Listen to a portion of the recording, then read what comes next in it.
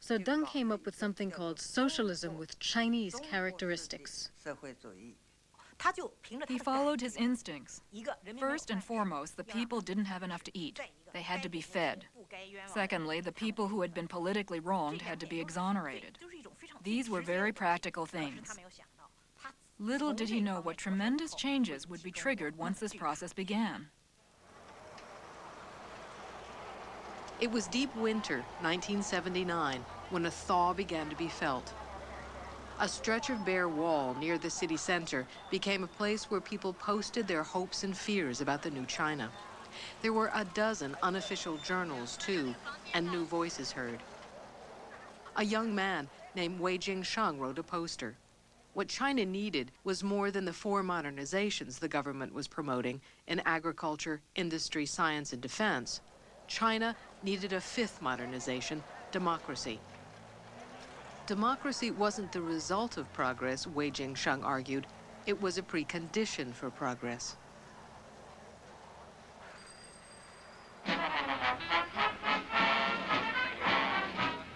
Meanwhile, Deng Xiaoping was on the road.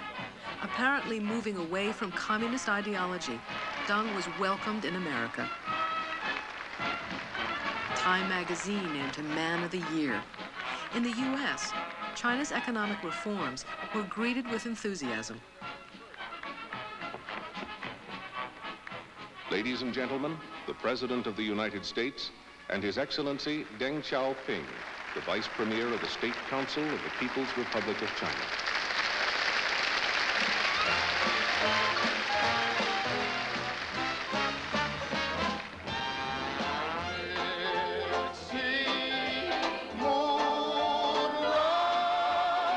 Rocky Mountain High, Rocky Mountain High.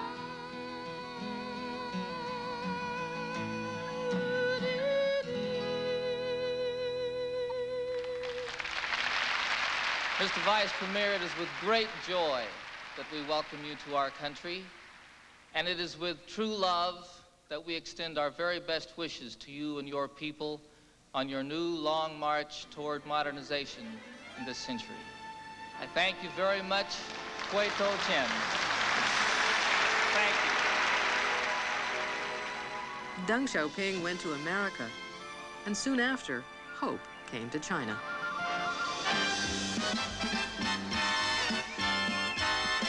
Hey, we're off on the road to China with fun and adventure in mind. The 7th wonder of the world is here beneath our feet. Compared to this, the road to Mandalay is obsolete. Hey, this is it, Peking, China. Amazing, isn't it?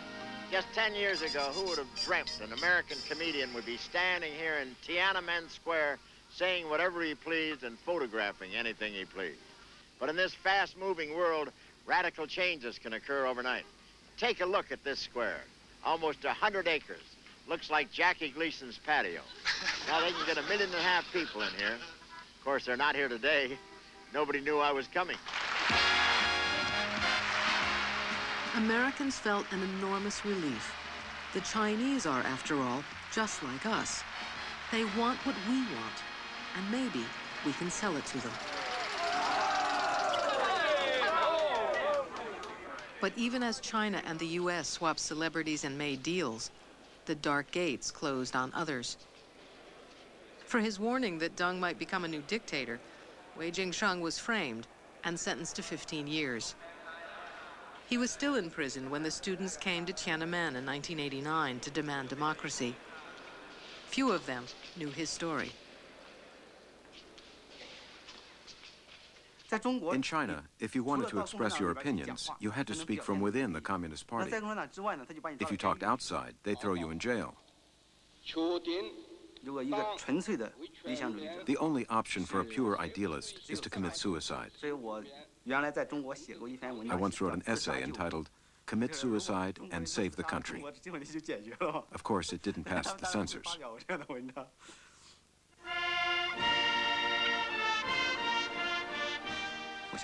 I'd completely lost faith in the Communist Party. I thought the only workable thing was to join up and try and change it. Committing suicide myself wouldn't do the country much good. A more useful thing to do was to help the Communist Party commit suicide. Lenin had taught us that the easiest way to take a fortress is from within. There's also the Trojan horse in ancient Greece. If you can't win through confrontation, you have to try sneaking inside. That someone like myself could join the party was because cracks had already appeared. Before Deng's reforms, someone like me would never have been let in. Now begins the Grand Mass Parade to celebrate the 35th anniversary of the founding of the People's Republic of China. By 1984, when the People's Republic marked its 35th anniversary, there was something new to celebrate: the success of Deng Xiaoping's reforms.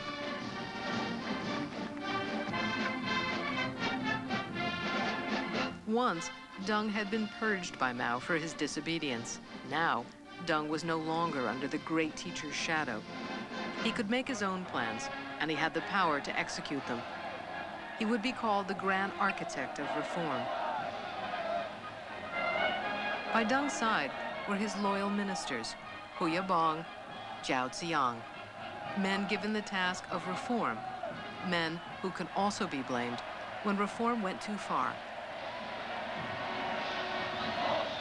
Some students in the parade raised a homemade banner greeting Deng by his first name. Hello, Xiaoping, an unheard of liberty. People were genuinely grateful to Deng. China's industry is advancing toward modernization. Like agriculture, it will soon be carried forward on the wave of reform. The early reforms brought quick and dramatic change. In the countryside, communes were broken up. Rural markets were revived. Farmers started to make money. There was a lot more money to be made.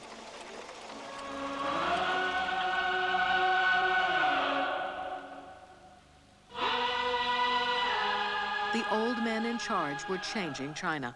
The results were going to be seen everywhere. After decades of relative isolation, China was looking outward to the world. Just ahead, all the enticements of capitalism beckoned.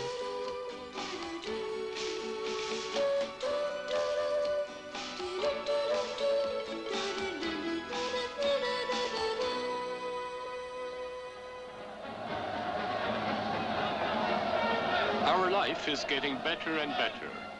The light industry float shows how life is becoming more colorful as our living standards rise.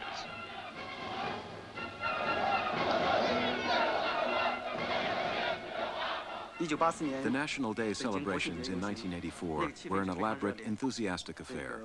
Many people saw a bright future ahead. But why did my friends and I feel so depressed? The overcast sky, the lone figure of Deng Xiaoping popping out of that car, riding stern-faced down Chang'an Avenue. I thought it all boded ill for the future. That kind of spectacle was the heritage of the Mao era. It was an embodiment of revolution. And for us, revolution was made up of a small number of ambitious political careerists on the one hand, and the frenzied masses on the other.